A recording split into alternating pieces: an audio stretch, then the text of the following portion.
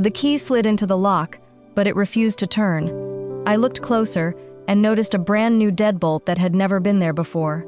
Above the porch, a security camera slowly followed my every movement.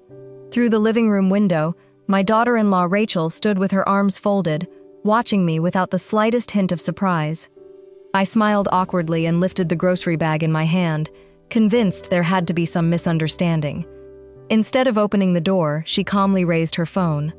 Mine began ringing almost instantly.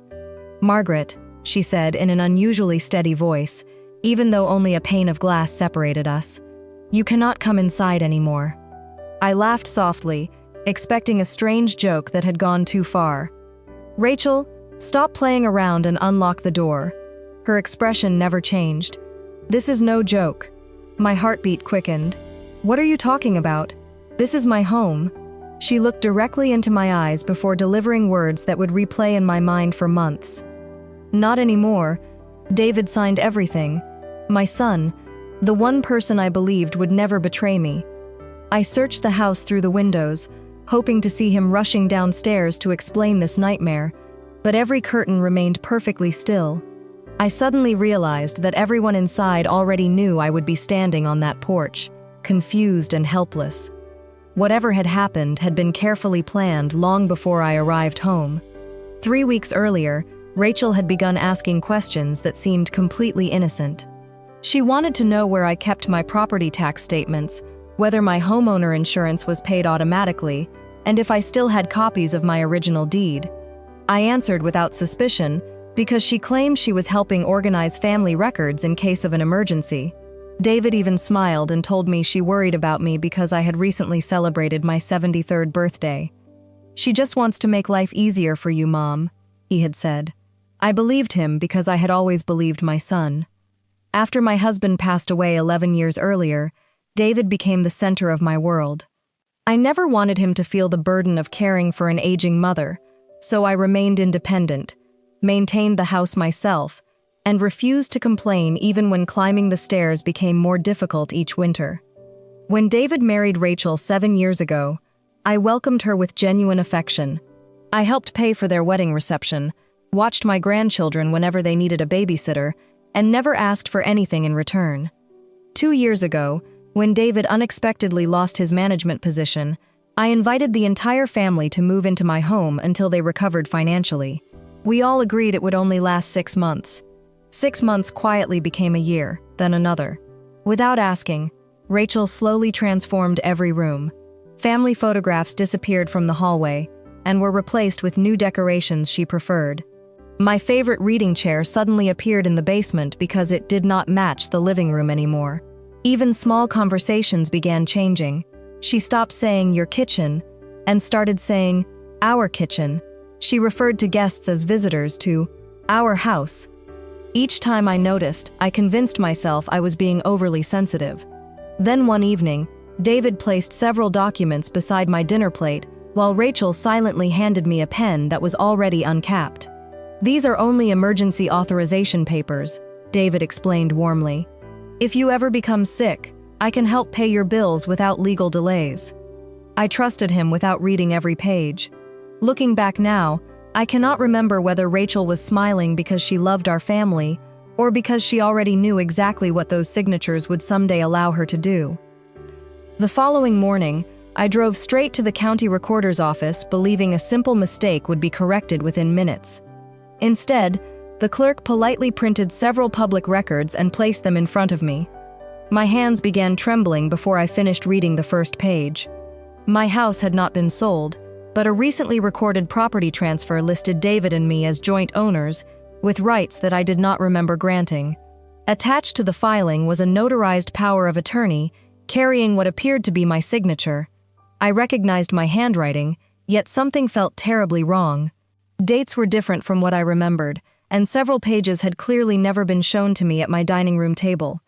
The clerk could not offer legal advice, but before I left, she quietly whispered, "If you believe you signed something under false pretenses, you need an attorney immediately." Those words echoed in my mind all afternoon. I had trusted my own son without hesitation, and now complete strangers were warning me that my trust might have been used against me. Driving away, I realized the locked front door had never been the true beginning of this story. It was only the final step of a plan that had probably started months before anyone changed the locks. I still refused to believe David had intentionally betrayed me, but every new document made that hope harder to defend. That evening, I checked into a modest hotel less than 5 miles from the house where I had spent more than 3 decades building memories. The room was clean and quiet, yet it felt painfully unfamiliar. I unpacked only a small overnight bag because part of me still believed I would return home the next morning. Instead of sleeping, I opened old photo albums stored on my phone. There was David, learning to ride his bicycle in the driveway.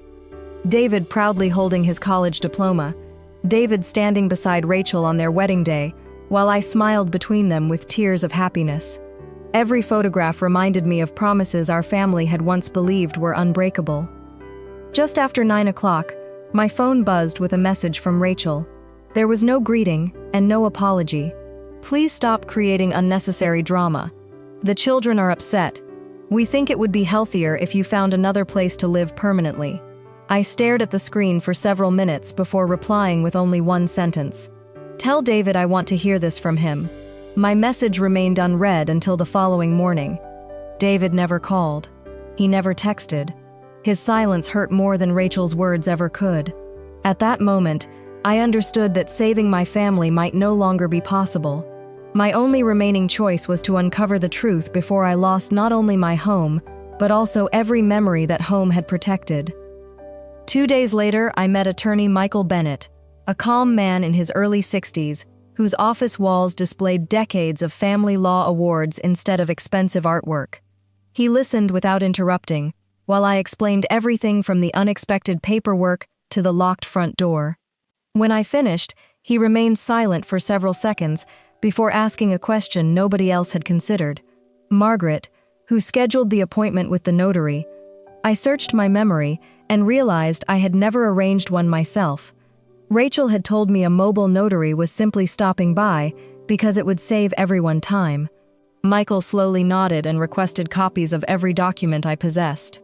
Less than an hour later, he pointed toward one signature page and said quietly, "This authorization is genuine, but several attached pages appear to have been substituted afterward. The page numbers do not match the filing sequence." My heart sank. "Are you saying someone changed the documents after I signed them?" He refused to accuse anyone without evidence, but his expression revealed enough. "I am saying there are inconsistencies serious enough to investigate." For the first time since standing outside my own front door, I felt something stronger than grief. I felt determination. If the truth had been hidden inside paperwork, then paperwork would also reveal it. And somewhere behind every altered page, someone had made a mistake they believed nobody would ever notice. Attorney Michael Bennett moved quickly. Within days, he requested certified copies of every filing connected to my property, including documents that had never been shown to me. As each envelope arrived, the timeline became clearer. The original emergency authorization I remembered signing covered only temporary financial decisions if I became seriously ill. However, additional pages had later appeared in the official filing, expanding those limited powers into authority that could affect ownership interests. Even more troubling, several page numbers skipped unexpectedly, suggesting the packet recorded by the county was not identical to the one I had signed. Michael carefully compared ink colors, staple holes, and notary records without making accusations he could not yet prove. "Facts win cases," he reminded me. "Emotions only explain why people fight them." Meanwhile, Rachel acted as though nothing unusual had happened. Through mutual friends, I learned she had begun discussing renovations, speaking confidently about opening the kitchen and converting my late husband's workshop into a home office.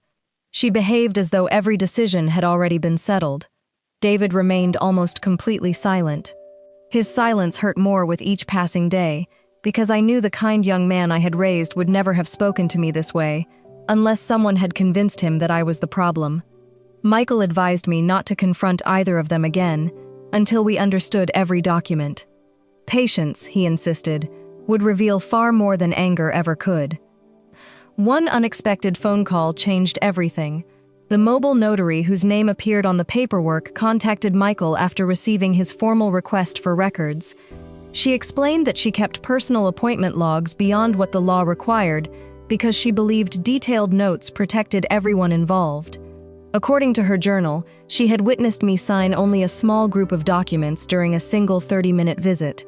She specifically remembered refusing Rachel's request to notarize several unsigned pages because I was already preparing dinner and had left the dining room before those papers were presented. Even more surprising, the notary had written a brief note describing Rachel as insistent about additional forms.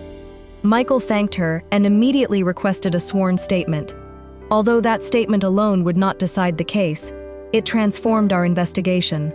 For the first time, we possessed evidence from an independent witness with no reason to favor either side. When Michael explained its importance, I finally allowed myself to feel a small amount of hope. Weeks earlier, I had stood outside my own front door, believing I had lost everything forever. Now the truth was beginning to surface, piece by piece, carried not by dramatic confessions, but by ordinary people who had simply done their jobs carefully. Somewhere, Rachel had assumed nobody would ever compare every detail. She had underestimated how powerful simple honesty could become. The court scheduled a preliminary hearing less than 3 weeks later. I arrived early, wearing the navy blue jacket my husband had always said made me look confident even when I did not feel that way. Across the hallway stood David and Rachel with their attorney. It was the first time I had seen my son since the locks had been changed. For several long seconds our eyes met without either of us speaking. He looked exhausted, older than I remembered, and unable to hold my gaze for very long. Before anyone entered the courtroom, he quietly walked toward me. "Mom," he whispered, "I thought everything was legal. Rachel told me these papers only protected the family if something happened to you." His voice shook with uncertainty instead of confidence. Before I could answer, the bailiff called everyone inside. During the hearing, Michael calmly presented the inconsistencies, the notary's sworn statement, and the mismatched filing sequence. The judge reviewed the documents carefully before issuing a temporary order, preventing any transfer, sale, refinancing, or modification of the property until the matter could be fully resolved. It was not a final victory, but it meant one important thing. My home would remain exactly as it was until the complete truth came before the court. As we walked out, David remained standing alone in the hallway, while Rachel hurried toward the parking lot without saying a single word. For the first time, I wondered whether my greatest battle had never been against my daughter-in-law at all. It might have been against the fear and manipulation that had slowly driven my own son away from the mother who had trusted him all his life. The final hearing lasted less than 2 hours, yet it changed the course of our family's future forever. Michael presented every document in chronological order, allowing the judge to compare the original authorization with the version later recorded. The differences were impossible to ignore. The mobile notary calmly testified that she had never witnessed me signing the additional pages used to support the expanded authority. County records confirmed that the filing sequence contained irregularities that required further explanation. Rachel's attorney argued that everything resulted from administrative mistakes, but the explanation grew weaker with every question the judge asked. Then came the moment nobody expected. David requested permission to speak. His voice was unsteady as he admitted that he had signed several documents after trusting Rachel's explanation that they merely simplified future financial responsibilities. He confessed he had never carefully reviewed every page before signing, because he believed his wife had already handled everything correctly. Looking toward me, tears filled his eyes. "Mom, I thought I was protecting our family. I never intended to take your home." The courtroom fell silent. The judge ruled that the property transfer documents could not be enforced because the supporting paperwork contained serious inconsistencies and failed to demonstrate informed consent. Every filing affecting ownership was declared invalid, restoring my full legal rights. Several weeks later, I unlocked my front door with the same key that had refused to turn on that unforgettable afternoon. The house looked almost identical, yet everything had changed. Rachel chose to move out after the court's decision, while David asked for nothing except the opportunity to earn back my trust one day. Forgiveness did not arrive overnight, and neither did healing. We began with quiet conversations over coffee instead of impossible promises. Trust, I learned, cannot be rebuilt through words alone. It returns only when consistent actions slowly replace painful memories.